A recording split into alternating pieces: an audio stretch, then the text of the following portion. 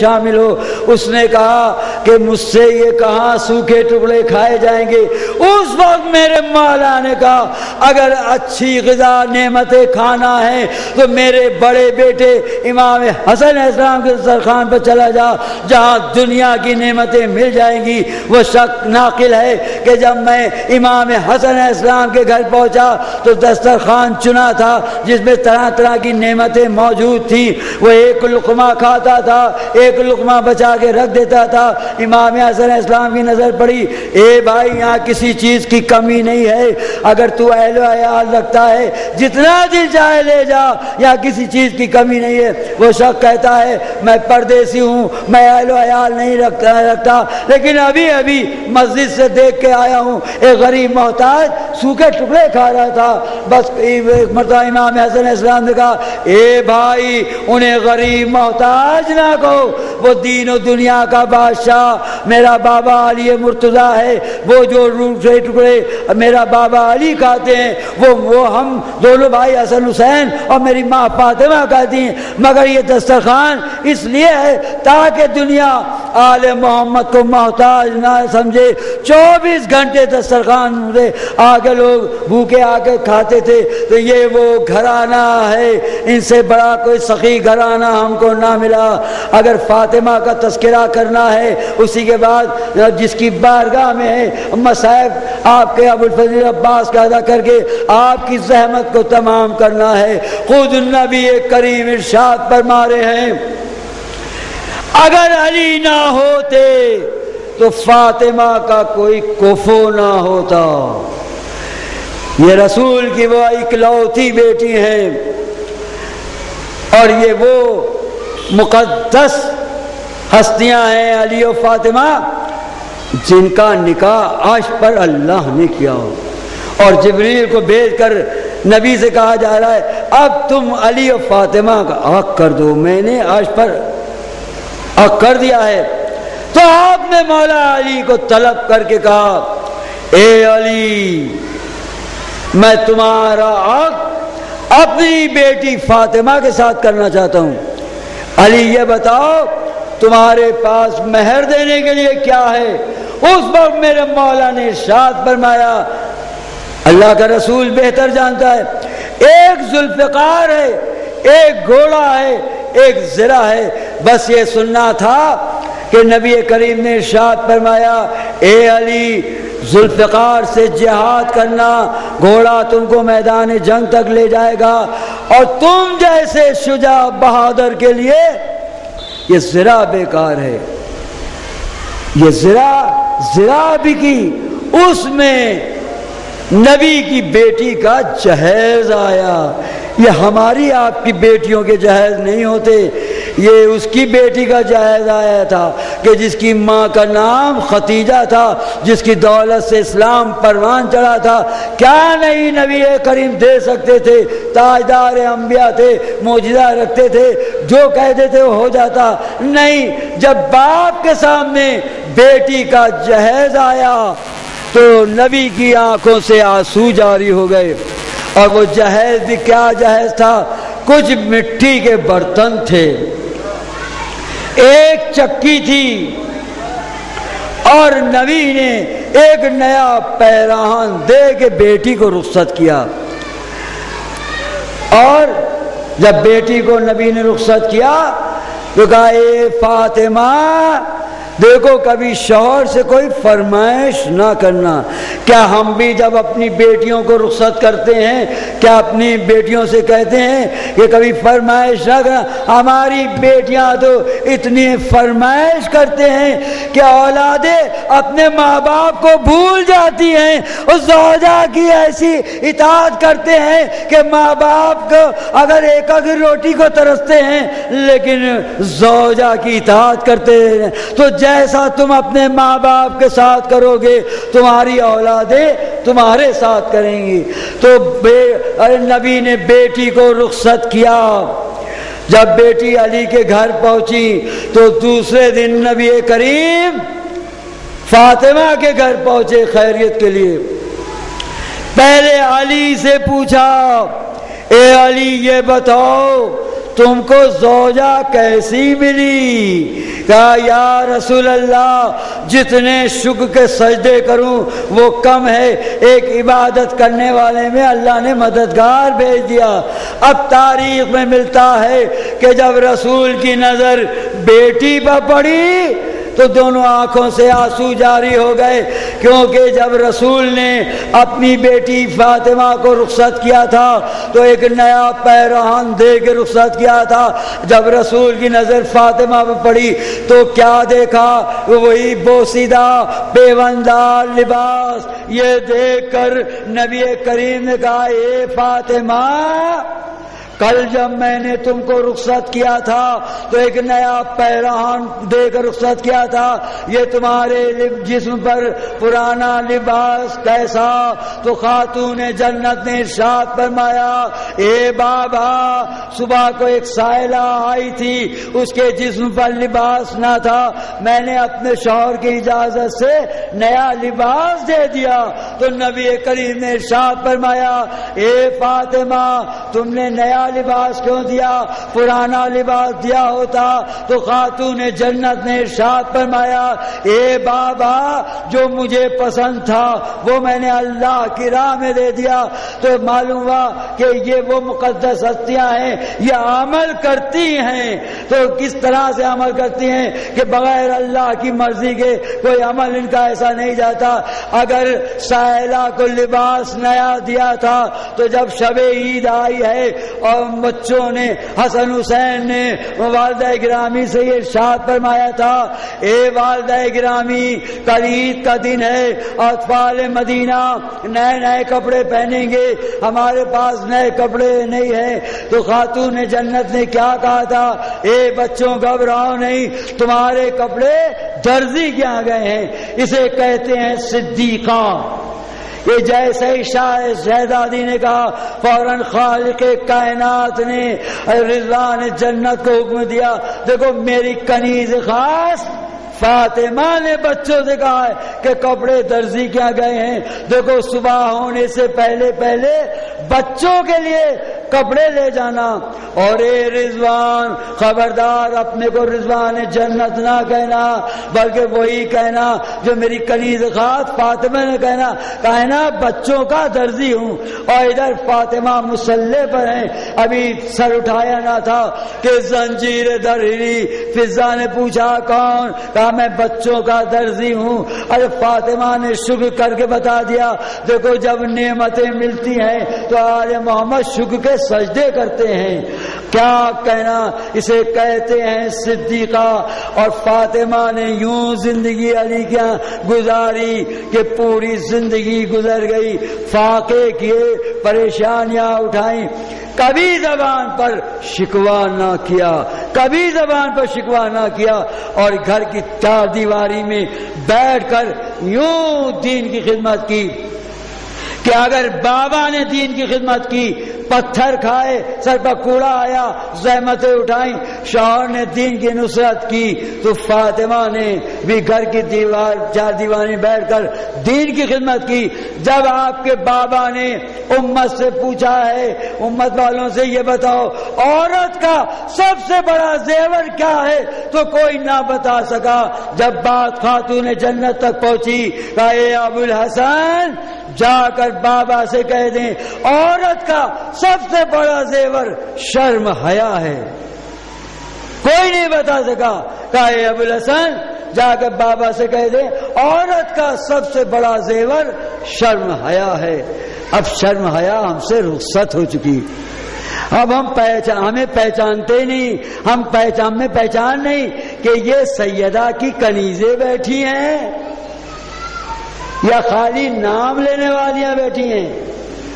یہ ہیں وہ مقدس ہستیاں جن کا تذکرہ ہوتا ہے، یہ وہ گھرانہ ہے، کیا کہنا، پوری زندگی گھر کی چار دیواری میں دین کی خدمت کی، اور پردے کی اہمیت پر یوں روشنی ڈالی، اور فاطمہ کی عظمت کو دیکھنا ہو، فاطمہ کی بلندی کو دیکھنا ہو، جب نبی کریم نماز پڑھ کے آتے تھے تو سب سے پہلے فاطمہ کے در پر آ کر سلام کرتے تھے، اور سلام کر کے بتا دیا کہ جو در فاطمہ پر آ کر سلام کرے گا، جو ان کے در پر آ کر سر جھکائے گا، یہ اتنا بلند کر دیتے ہیں، یہ اتنی عزتیں دے دیتے ہیں، پھر ان کو کوئی ذلیل نہیں کرتا، یہ بتا دیا نبی نے۔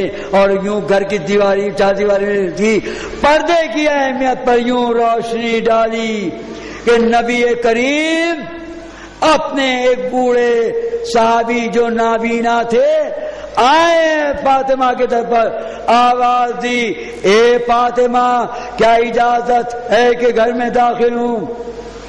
اب دیکھیے فاطمہ گھر کی چار دیواری میں ہیں، بابا باہر ہیں، فاطمہ اندر سے کہہ رہی ہیں اے بابا اگر آپ تنہا ہوں تو تشریف لے آئیں، اگر آپ کے ساتھ کوئی صحابی ہے، اے بابا آپ تو جانتے ہیں کہ میرے پاس ایسی چادر ہے کہ اگر سر جھکاتی ہوں تو پیر کھل جاتے ہیں، پیر چھپاتی ہوں تو سر کھل جاتا ہے۔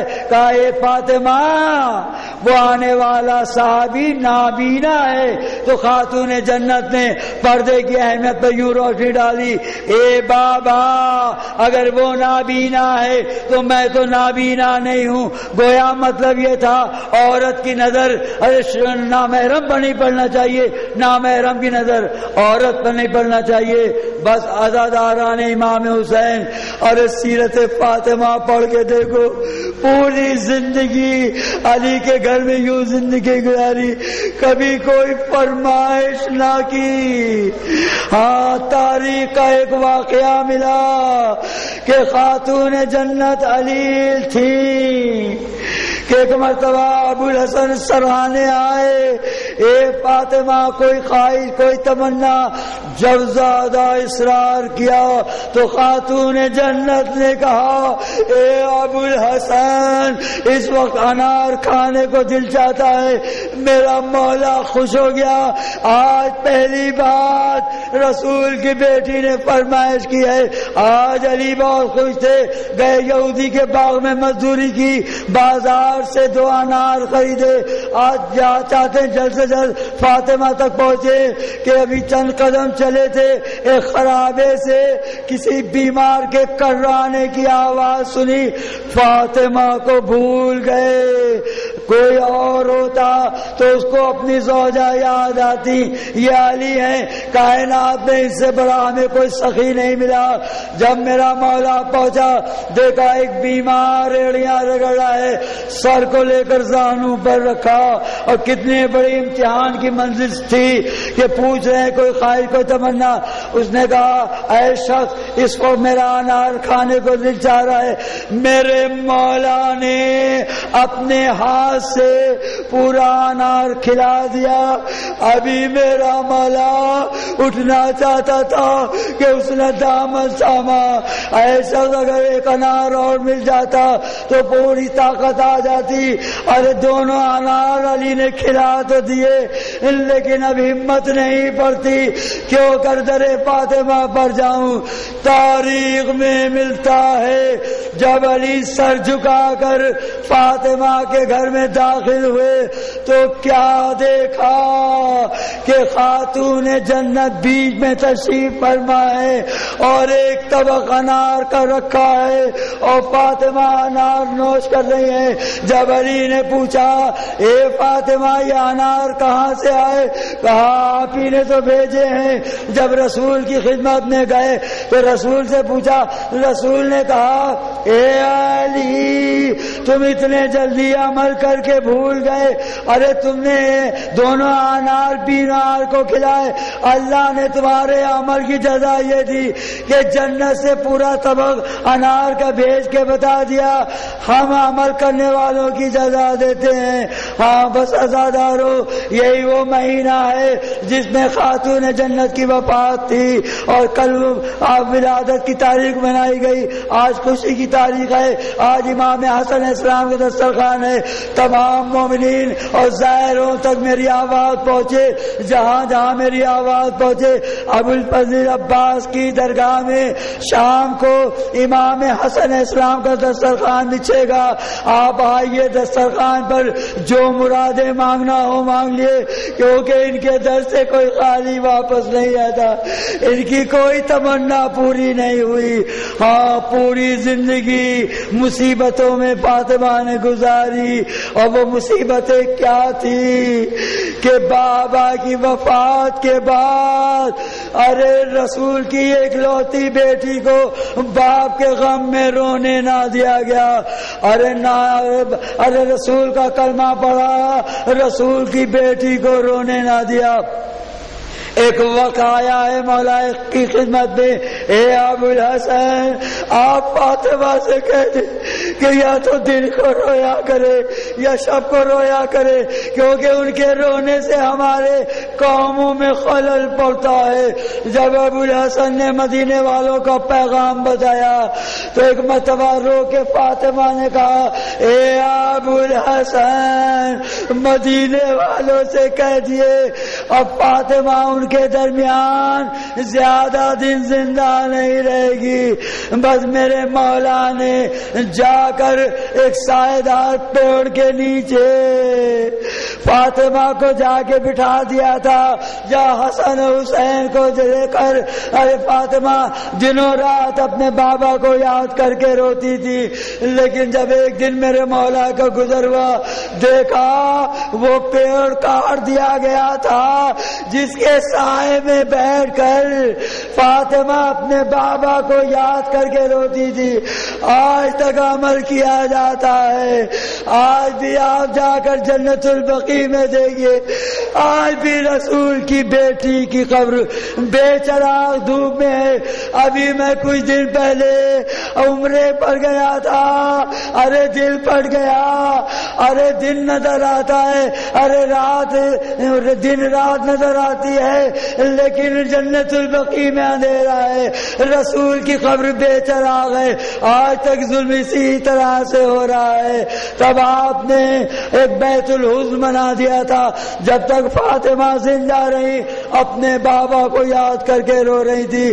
ارے 9 سال کا سن تھا جب آپ کا عقد ہوا تھا، اب 18 سال کا سن ہے، اور 18 سال میں وہ مصیبتیں پڑی فاطمہ پر کہ سر کے بال سفید ہو گئے تھے، کمر جھک چکی تھی، عصا کے سہارے چلتی تھی۔ ہاں زادارو مولا کائنات گھر میں داخل ہوئے، دیکھا آج رسول کی بیٹی کئی کاموں میں مشغول ہے، کھانا بھی پکا رہی ہیں بچوں کے لیے، کپڑے بھی دھو رہی ہیں۔ یہ دیکھ کر علی نے کہا، اے فاطمہ میں نے تم کو ایک دن میں اتنے کام کرتے نہیں دیکھا، کیا سبب ہے کہ تم بچوں کے لیے کھانا بھی پکا رہی ہو، بچوں کے کپڑے بھی دے رہی ہو؟ کہا اے ابوالحسن کل بابا خام میں آئے تھے اور کہہ رہے تھے اے فاطمہ تمہاری مصیبت کے دن ختم ہو گئے، کل تم میرے پاس ہوگی، میں چاہتی ہوں جانے سے پہلے بچوں کو کھانا کھلا دوں۔ کہا ابوالحسن بیٹھ جائیے، آپ سے کچھ وصیتیں کرنا ہے۔ اے ابوالحسن میرے وفات کے بعد اگر آپ کیجیے گا تو حسن حسین کا خیال رکھیے گا، اور اے ابوالحسن میرے مر جانے کے بعد آپ ہی مجھے غسل دیجیے گا، آپ ہی مجھے کفن پہنائیے گا، اور اے ابوالحسن رات کی تاریکی میں میرا جنازہ اٹھائیے گا۔ تاریخ میں ملتا ہے کہ ابوالحسن مسجد تشریف لے گئے، آپ نے اسماء کو بلایا، اے اسماء کل باپ شام میں آئے تھے، ارے آج کی رات میں بابا کی خدمت میں ہوں گی، اب میں حجرے میں جا رہی ہوں، جب تک میری تسبیح و تحلیل کی آواز آتی رہے سمجھ لینا میں زندہ ہوں، جب آواز کا آنا بند ہو جائے سمجھ لینا میں بابا کی خدمت میں پہنچ گئی۔ اسماء کہتی ہیں کہ شہزادی حجرے میں گئی، کچھ دیر تک تو تسبیح و تحلیل کی آواز آتی رہی، رہی، پھر آواز کا آنا بند ہو گیا۔ جب اسما گئی دیکھا شہزادی اپنے بابا کی خدمت میں پہنچ گئی، دروازہ کھلا، حسن حسین گھر میں داخل ہوئے۔ اسما نے آنسو پوچھے، اسما نے بچوں کے سامنے دسترخوان چنے، حسرت سے حسن حسین نے اسما کو دیکھا، میری ماں کہاں ہے؟ ارے اسما، کبھی تم نے دیکھا ہے کہ بغیر ماں کے میں نے کھانا کھایا؟ میری ماں کہاں ہے؟ بس یہ سننا تھا کہ اسما نے کہا تمہاری ماں تمہارے نانا کی خدمت میں پہنچ چکی۔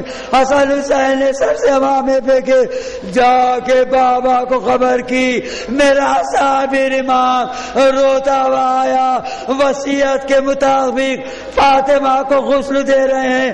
باہر سلمان ابو ذر مقداد تشریف فرما ہے، سلمان کہتے ہیں کہ میرا صابر امام رسول کی بیٹی کو غسل دیتے دیتے ایک مرتبہ نعرہ مار کے رویا۔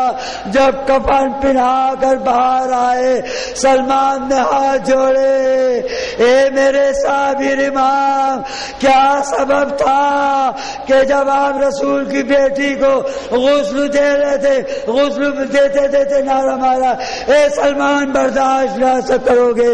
جب میں رسول کی بیٹی کو غسل دے رہا تھا، جب میری نظر فاطمہ کی شکستہ پسلیوں پر پڑی تو میں برداشت نہ کر سکا۔ بس عزادارو، جس کی بارگاہ میں آپ آئے غازی عباس پر مجلس تمام ہوگی۔ یہ میرے مولا نے کبھی اللہ سے کچھ نہ مانگا، بغیر مانگے اللہ نے علی کو سب کچھ عطا کیا۔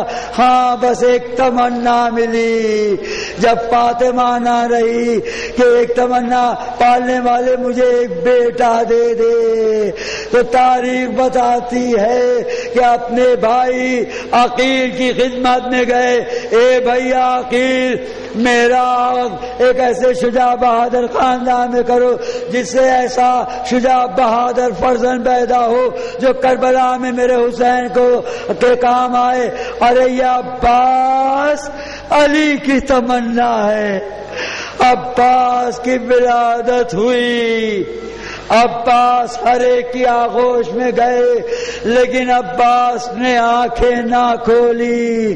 لیکن ہمیں تاریخ سے تاریخ ملی، جب علی کی ولادت کعبے میں ہوئی علی نے آنکھ نہ کھولی۔ جب بھائی بھائی کی آغوش میں گیا، جب رسول کی آغوش میں علی گئے تو آنکھ کھول کر سب سے پہلے رسول کی زیارت کی۔ یہاں بھی ہمیں وہ منظر ملا، عباس ہر ایک کی آغوش میں گئے، لیکن جب فرزند رسول حسین کی آغوش میں گئے سب سے پہلے حسین کی زیارت کی۔ اب عباس کے لیے ملتا ہے کہ پوری زندگی کوئی زیادہ فضائل نہیں ملے، ہاں بچپنے کے 2 واقعے ملے، اسی کے بعد زحمت تمام۔ بابا کے زانو پر بیٹھے ہیں اور علی کہہ رہے ہیں عباس کہو ایک، عباس نے کہا بابا ایک، پھر کہا کہو 2۔ اب عباس خاموش ہیں، گویا مطلب یہ تھا، اشارہ تھا کہ جس زبان سے ایک کہہ دیا اسے 2 کیسے کہوں۔ اور دوسرا آخری واقعہ ملے کہ کنسن ہے عباس اور آپ کے آقا عباس کو پیاس لگی، کہا ایک قمبر میرے واسطے پانی لاؤ۔ قمبر اٹھنا چاہتے تھے کہ عباس نے قمبر کو روکا، ایک قمبر غلام کے ہوتے ہوئے آقا کو پانی کون دے؟ ارے عباس خوشی خوشی گئے، کودا سر پر رکھا، پانی رخ انور پر گر رہا ہے، لا کر بھائی کو بھائی نے پانی پلایا۔ اب علی کی نظر پڑی اور ام البنین کی نظر ارے علی پر پڑی، دیکھا دونوں آنکھوں سے آنسو جاری ہے، ہاتھ جوڑ کر کہا اے والی، یہ تو خوش ہونے کا واقعہ ہے کہ ایک بھائی نے ایک بھائی کو پانی پلا دیا۔ ہاں اے ام البنین، جو میں دیکھ رہی ہوں تم نہیں دیکھ رہی ہو، ارے ایک بھائی نے ایک بھائی کو پانی پلایا، لیکن یہی وہ عباس ہوگا کہ کربلا میں ایسا مجبور ہوگا، ایسا وفادار اطاعت گزار کہ اگر آقا نے اجازت نہیں دی تو عباس نے تلوار نہیں اٹھائی۔ عباس کے سامنے اون و محمد کے لاشیں آئے، عباس نے تلوار نہیں اٹھائی۔ عباس کے سامنے قاسم کا لاشا آیا، عباس نے تلوار نہیں اٹھائی۔ عباس کے سامنے علی اکبر کا لاشا آیا، عباس نے تلوار نہیں اٹھائی۔ عباس کے سامنے 6 مہینے کا لاشا آیا، عباس نے تلوار نہ اٹھائی۔ جب کوئی ناصر و مددگار نہ رہا تو یہ عباس آئے آقا کی خدمت میں، اے آقا اب غلام کی بھی اجازت ہے، غلام کو اجازت دیے۔ بس یہ سننا تھا کہ آپ کے آقا نے کہا اے عباس تم تو میرے لشکر کے علمدار ہو۔ عباس نے کہا آقا وہ لشکر کہا ہے جس کی میں علمداری کروں، جہاں علمدار ہے وہاں جا کر علمداری کروں گا۔ اب مشکل کشا کے فرزند کی مشکل یوں حل ہوئی کہ خیمے سے بچوں کی علاتش کی ہائے پیاس ہائے پیاس۔ بس یہ سننا تھا کہ آپ کے آقا نے کہا اے عباس اگر ہو سکے تو ان بچوں کے لیے پانی کی سبیل کرو، اے آزادارو۔ عباس کی یہ تمنا پوری نہ ہو سکی، ہم غلام عباس کی تمنا پوری کرتے ہیں، سبیلے رکھ کر پیاسوں کو پانی پلاتے ہیں۔ عباس آئے، میں عباس خیمے میں آئے، مشکی سکینہ مانگی، اے سکینہ اپنا مشکیزہ لاؤ۔ ارے سکینہ نے مشکیزہ لا کے دیا۔ ابو الفضل عباس نے اپنے مقدس ہاتھوں سے عباس علم میں مشک سکینہ باندھی۔ اب آپ دیکھیے اس سے بڑا معجزہ کیا ہوگا۔ آج سے 1400 سال پہلے میرے آقا عباس نے علم میں مشکیزہ باندھا تھا، وہ آج تک یادگار ہے۔ آپ جانتے ہیں یہ معجزہ کیوں باقی ہے؟ ارے جن مقدس ہاتھوں سے عباس نے مشکیزہ باندھا تھا وہ نہر فرات پر قلم ہو گئے۔ اب عباس کی کوشش ہے کہ جلد سے جلد پانی خیمے تک پہنچ جائے، لیکن تاریخ میں ملتا ہے کہ جب مشک سکینہ پر تیر پڑا عباس نے رہبار کو موڑا۔ اب عباس کو مجبور سمجھ کر ارے کوئی تلوار مارتا تھا، کوئی نیزہ مارتا تھا، کوئی تیر مار رہا ہے، کوئی پتھر مار رہا ہے، ایک شقی نے ایسا گرز مارا کہ عباس سے گھوڑے پر سنبھلا نہ گیا۔ آواز دی اے بھیا غلام کا سلام قبول ہو۔ عباس خیمے گھوڑے سے زمین پر آئے۔